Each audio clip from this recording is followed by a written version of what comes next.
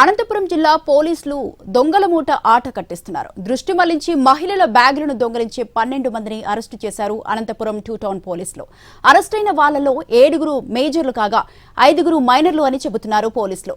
313 గ్రాముల బంగారు ఆభరణాలు, 100 గ్రాముల వెండి ఆభరణాలు, కొంత నగదును స్వాధీనం చేసుకున్నారు.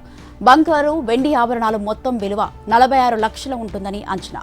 ప్రయాణికులు, వృద్ధ మహిళలను లక్ష్యంగా చేసుకుని ఈ ముఠ దొంగతనాలకు పాల్పడుతున్నట్లు తేల్చారు పోలీసులు. దొంగల ముఠ అంతా సమీప కుటుంబ సభ్యులేనని తెలిపారు జిల్లా పోలీసులు.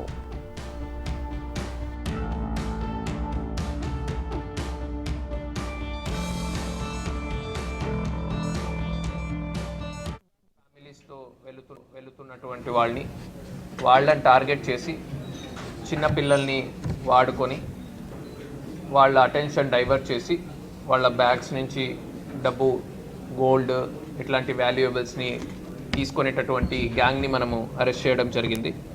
సో టోటల్ వీళ్ళు ఒక 12 మెంబర్స్.